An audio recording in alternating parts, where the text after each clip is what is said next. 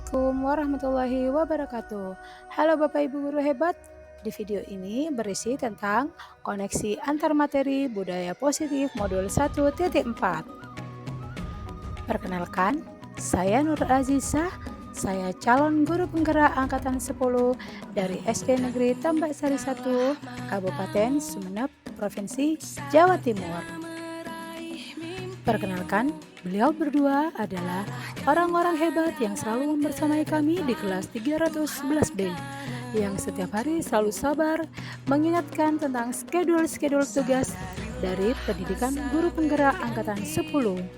Yang pertama, beliau adalah Bapak Ferisal Agus Indartono SPD sebagai fasilitator kami, dan Ibu Nurani Yanwar Subandi MPD sebagai pengajar praktik kami.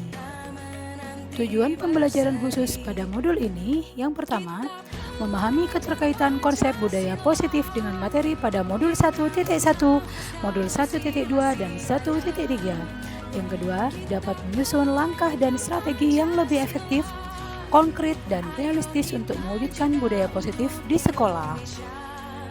Berikut kesimpulan mengenai peran saya dalam menciptakan budaya positif di sekolah dengan menerapkan konsep-konsep inti seperti disiplin positif, motivasi perilaku manusia, hukuman dan penghargaan, posisi kontrol restitusi, keyakinan sekolah atau kelas, dan segitiga restitusi.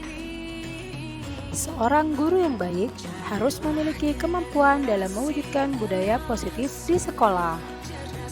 Budaya positif dapat dilakukan dengan menerapkan konsep-konsep inti seperti disiplin positif, memahami motivasi perilaku manusia yang berkaitan dengan hukuman dan penghargaan, posisi kontrol seorang guru, pembuatan keyakinan sekolah atau kelas, dan menggunakan pendekatan segitiga restitusi dalam penyelesaian masalah. Yang pertama yakni disiplin positif. Disiplin positif merupakan cara penerapan disiplin yang mengajarkan anak bertanggung jawab dan menumbuhkan kesadaran diri berdasarkan nilai-nilai kebajikan yang dipercaya. Disiplin positif lebih ke arah disiplin diri yang dapat mengontrol diri dalam melakukan segala tindakan. Disiplin diri dalam membuat murid memahami dan menyadari berdasarkan motivasi intrinsik, bukan berdasarkan motivasi eksternal seperti akibat paksaan, ujian, atau penghargaan dan hukuman. Yang kedua, guru harus memahami motivasi perilaku manusia. Terdapat 3 motivasi perilaku manusia, yaitu yang pertama, untuk menghindari ketidaknyamanan atau hukuman. Yang kedua, untuk mendapatkan imbalan atau penghargaan dari orang lain. Yang ketiga yaitu untuk menjadi orang yang mereka inginkan dan menghargai diri sendiri dengan nilai-nilai yang mereka percaya. Saat guru memahami ketiga motivasi perilaku manusia, maka guru dapat memilah motivasi perilaku apa yang ada pada diri murid. Jika murid memiliki motivasi perilaku untuk menghindari ketidaknyamanan atau hukuman dan untuk mendapatkan imbalan atau penghargaan, maka motivasi yang ada pada anak masih berasal dari eksternal. Sehingga guru berupaya untuk dapat menumbuhkan motivasi internal dalam diri siswa agar dapat menjadi pribadi yang menghargai diri sendiri dengan nilai-nilai yang mereka percaya. Sebaiknya, guru menghindari hukuman dan pemberian penghargaan berlebihan agar meminimalisir motivasi eksternal dalam diri siswa. Yang ketiga, posisi kontrol seorang guru. Terdapat 5 posisi kontrol seorang guru, yaitu yang pertama, yaitu sebagai penghukum. Yang kedua, sebagai pembuat merasa bersalah. Posisi kontrol guru yang ketiga, yaitu sebagai teman. Yang keempat, yaitu sebagai pemantau. Dan posisi kontrol guru yang kelima sebagai manajer. Di antara kelima posisi kontrol tersebut, sebaiknya seorang guru menggunakan posisi kontrol sebagai manajer.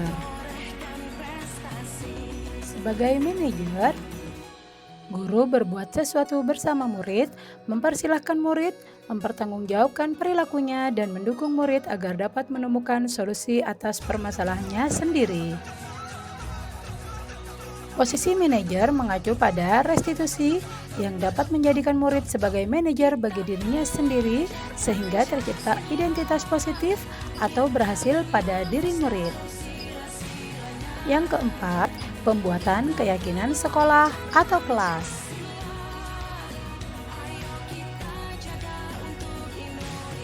Guru berperan dalam mewujudkan terbentuknya keyakinan sekolah atau kelas dengan adanya kesepakatan antara guru dan murid.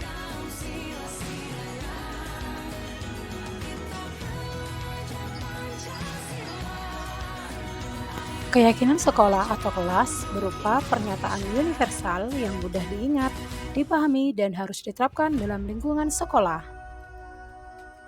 Yang kelima yaitu segitiga restitusi dalam penyelesaian masalah.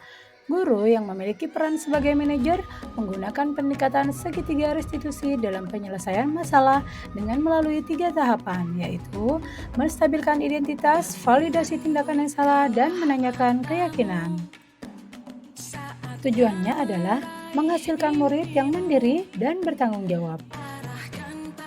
Keterkaitan antara modul 1.4 budaya positif dengan 3 materi sebelumnya yaitu modul 1.1 filosofi pendidikan nasional Ki Hajar Dewantara dan modul 1.2 nilai dan peran guru penggerak dan modul 1.3 visi guru penggerak adalah dengan menjalankan budaya positif di sekolah, maka akan mempermudah dalam tercapainya tujuan pendidikan nasional sesuai dengan filosofi Ki Hajar Dewantara, yaitu pendidikan yang berpihak pada murid dan bersifat menuntun tumbuh hidupnya kekuatan kodrat yang ada pada murid.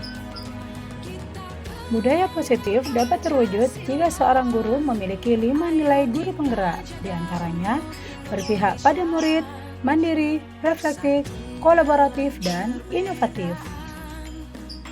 Budaya positif juga dapat terwujud dengan mendorong kolaborasi antara semua warga sekolah dengan adanya keyakinan sekolah yang harus disepakati dan dijalankan bersama. Salah satu perubahan yang diinginkan sesuai dengan visi guru penggerak adalah terbentuknya budaya positif agar diperoleh sekolah yang nyaman, aman, dan berpihak pada murid. Untuk mewujudkan visi guru penggerak tersebut dengan pembuatan prakarsa perubahan sesuai filosofi Ki Hajar Dewantara dan profil pelajar Pancasila. Dan dapat saya simpulkan keterkaitan keempat materi tersebut adalah seorang guru penggerak haruslah mampu memahami nilai dan peran guru penggerak untuk mewujudkan visi yang disusunnya berdasarkan filosofi pemikiran Ki Hajar Dewantara, yakni berpihak pada murid. Sebuah visi akan tercapai bila terukur, konkret, sistematis, dan terencana. Maka diperlukan pendekatan inquiry apresiatif, pendekatan berbasis kekuatan dan kolaboratif dengan tahapan bagja. Berdasarkan penerapan tahapan bagja akan muncul pembiasaan-pembiasaan positif yang kita kenal dengan budaya positif. Budaya positif dapat mendorong murid untuk mampu berpikir, bertindak, dan mencipta sebagai proses memerdekakan dirinya sehingga murid lebih mandiri dan bertanggung jawab. Sehingga tujuan pembelajaran yakni mewujudkan manusia yang merdeka akan tercapai.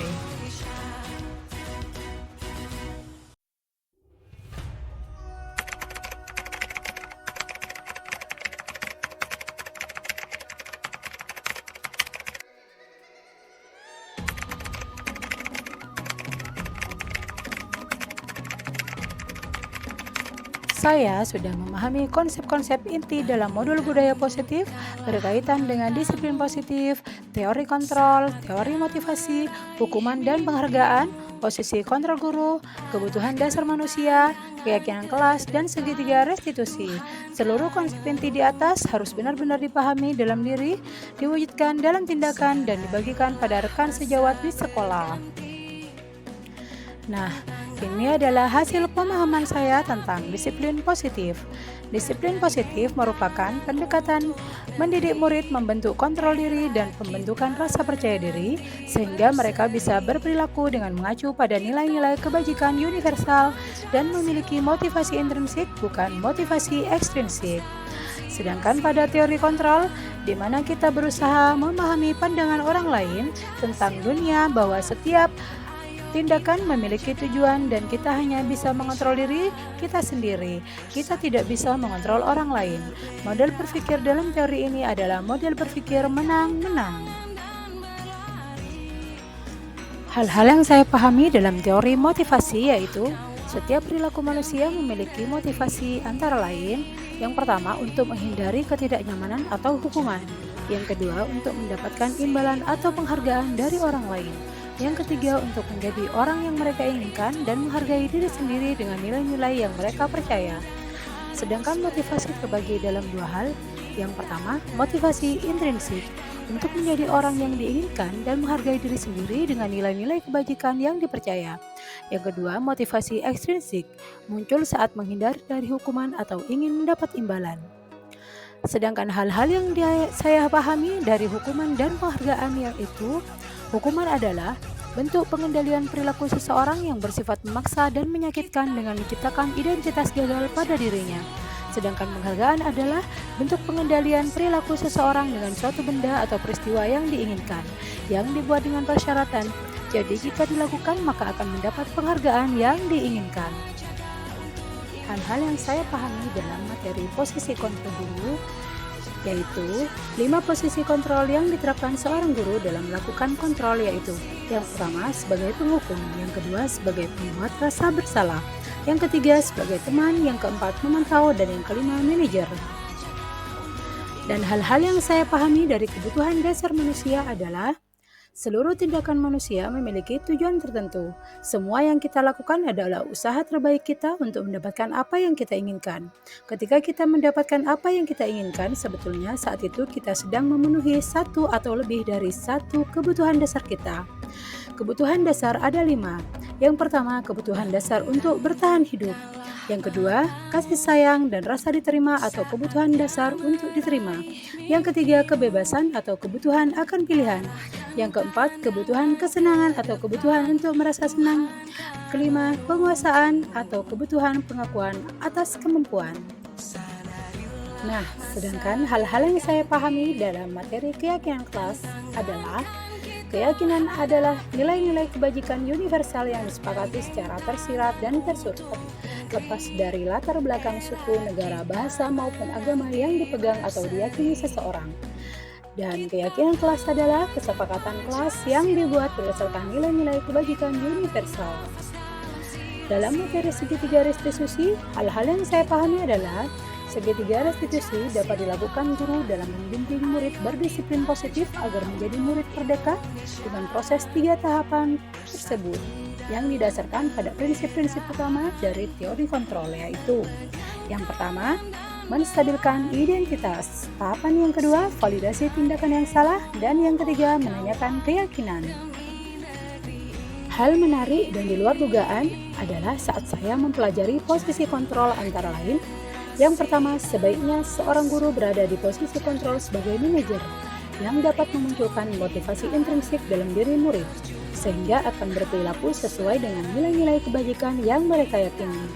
Dan saat saya mempelajari segitiga restitusi, ternyata dalam membimbing murid berdisiplin positif agar menjadi murid merdeka sebaiknya menerapkan pendekatan restitusi. Yang kedua, hukuman dan penghargaan. Hukuman dan penghargaan berdampak kurang baik bagi murid. Dampak dari adanya penghargaan yaitu dapat merusak hubungan, mengurangi ketepatan, menurunkan kualitas, mematikan kreativitas, dan bersifat menghukum. Sedangkan dampak dari adanya hukuman yaitu menyakiti hati murid. Murid akan membenci adanya peraturan, murid menyalahkan diri sendiri, rendah diri, dan bahkan murid menyembunyikan kesalahan karena takut pada suatu hukuman. Sebaiknya guru menghindari hukuman dan penghargaan.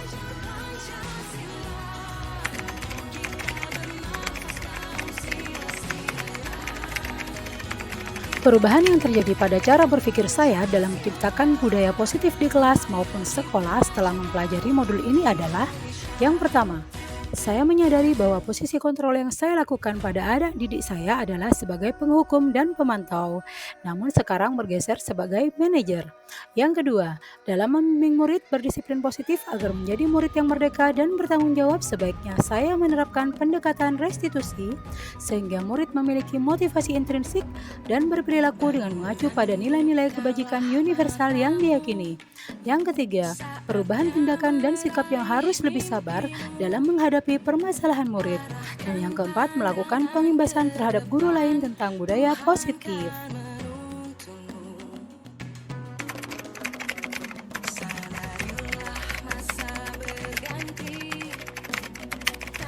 Pengalaman saya yang pertama adalah saat saya mencoba menyusun keyakinan kelas bersama siswa saya.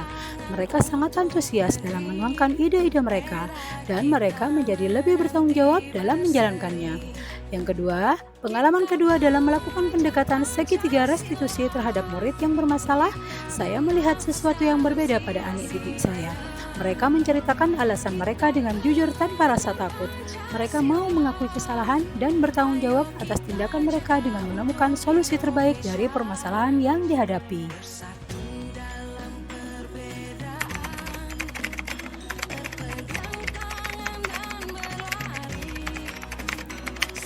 Ketika saya melihat respon yang baik dalam penerapan budaya positif, saya sangat senang dan yakin bahwa budaya positif di sekolah akan terwujud secara maksimal, yang nantinya akan membentuk karakter siswa menuju profil pelajar Pancasila, sehingga saya sangat termotivasi untuk terus memperbaiki diri sesuai dengan nilai-nilai budaya positif di sekolah.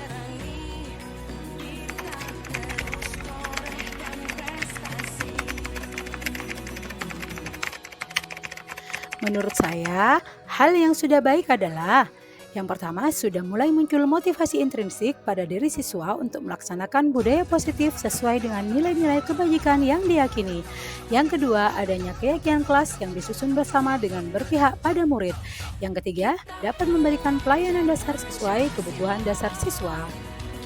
Dan hal yang perlu diperbaiki adalah posisi kontrol guru yang biasa saya lakukan sebagai penghukum dan pemantau, namun sekarang diperbaiki menjadi sebagai posisi manajer.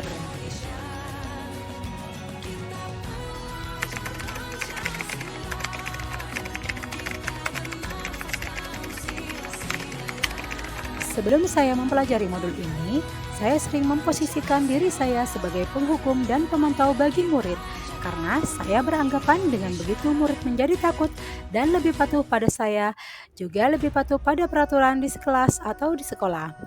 Namun terkadang saya juga merasa emosi dengan murid yang melakukan kesalahan dengan melanggar peraturan sekolah atau kelas, sehingga murid menjadi takut untuk berkomunikasi dengan saya. Walaupun terkadang saat itu saya diliputi perasaan bersalah karena telah memberikan hukuman saat murid berbuat kesalahan. Alhamdulillah, setelah saya mempelajari modul ini, saya mulai memposisikan diri saya sebagai manajer pada murid saya dalam menyelesaikan masalah. Perasaan saya saat ini menjadi sangat tenang, dan saya mulai memahami pentingnya komunikasi efektif untuk menumbuhkan rasa tanggung jawab pada diri murid. Perbedaan yang saya rasakan adalah murid mau berkata jujur dan secara sadar mau bertanggung jawab untuk memperbaiki kesalahannya.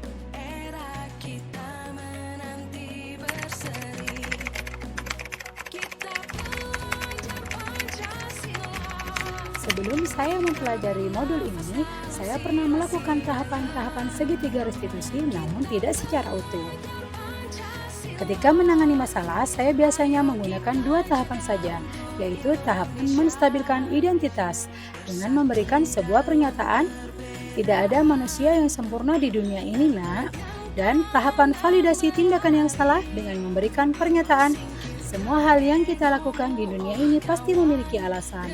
Nah, alasan apakah yang membuat kamu melakukan itu, Nak?"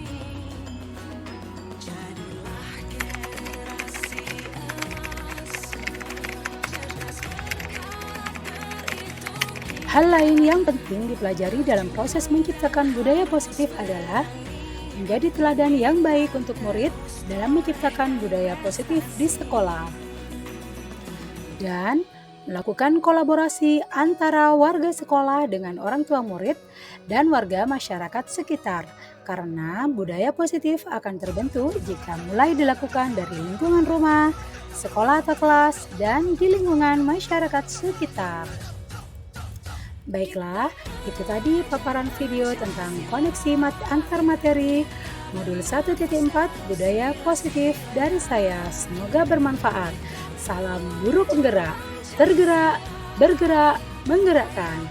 Terima kasih. Assalamualaikum warahmatullahi wabarakatuh.